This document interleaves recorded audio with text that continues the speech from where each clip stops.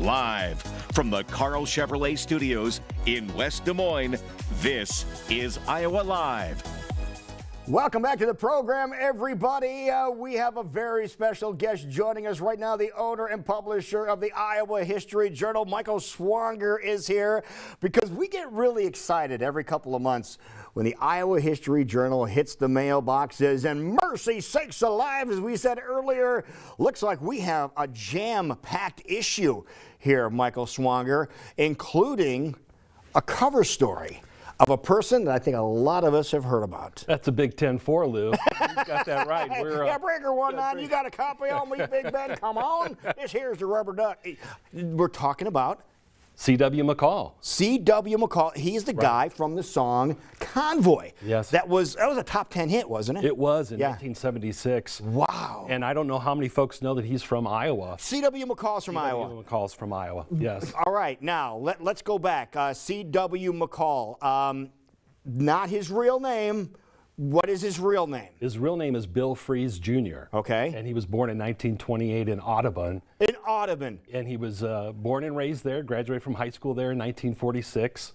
Went to the University of Iowa for a year. Oh, really? Okay, cool. Along the way, he discovered a talent for writing, for drawing, painting, and he started putting all those skills together and eventually went to work for an advertising agency where he started writing jingles that all of us probably remember who were around in the 1970s, from the Union Pacific Railroad jingle on TV to the famous Old Home Cafe, the Old Home Bread commercials. Holy, that's the same guy. That's the same guy that we're talking about. Exactly. So where did C.W. McCall come from? Good question. The story has, and he's said it many times over the years before he died a year ago, was that he had a copy of McCall's magazine sitting on his desk when he was creating the character C.W. McCall, and that C.W. stood for country and western, because the music that was the track for the commercial for Old Home Bread was country and western.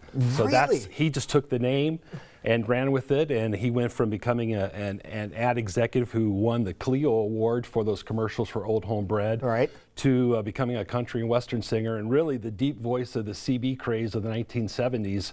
When you think about how popular CBs were in that time, when he was putting out a record almost every year, he was the voice on TV and in ads and everything. He helped probably sell more CBs than anyone. And that was what Midland Radio? Midland CBs, Okay, exactly. That was the popular one. That was the huge one back then. You know, I didn't realize, Lou, about 20% of the nation, 25% of the nation were CB operators in the mid-70s. Did you have a CB radio? You know, it was a little bit before my time. Oh, really? But, I mean, I was a kid then, but I just remember them. It seems like almost everyone I knew had one. Yeah, so, and you I had didn't have my license yet. And you had and you had to have the nicknames. You had to have the CB handles. Okay. Exactly. Okay.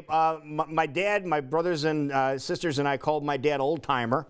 You know, so that was his. So that was Big Lou's. Mine was Screwy Louie. Oh, that's great. I love that. So I'm the CB. I love that. That is really, really cool. Well, as you mentioned to me before, it was really the first social media outlet. Really? And that's a good way of looking at it, yeah. It was a different way to communicate then instead of just the mainstream telephone. So. And I remember back when we had that, they had some CB radios that actually looked like portable phones. Exactly. That you could bring in your car to make them quote unquote portable. So that even predated the cell phones that we have nowadays. Exactly. Yeah. So he was pretty groundbreaking. Now, I want to also talk about Chip Davis and his relationship with Chip Davis. Yes, we're talking about the Mannheim Steamroller guy. Right. So Chip Davis also worked at the same advertising agency in Omaha that Bill Fries worked at, and they collaborated to write the jingle for Old Home Cafe. Oh, really? Old Home, Fill Her Up, Keep on a Truckin' Cafe.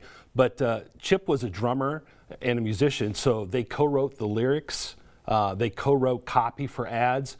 But Chip was really the musical director, and so he worked together with C.W. for most of his records. But those first two records that came out in '75, Wolf Creek Pass and Black Bear Road, that had all of his biggest hits to begin with, those were produced, co-written, arranged by Chip Davis, who founded Mannheim Steamroller. That is awesome. I didn't ever realize that. So the whole story of C.W. McCall in this issue of the Iowa History Journal. Also, you have the finale of Mr. Dodge's story too, right? We do. Tim Walsh's wonderful two-part series.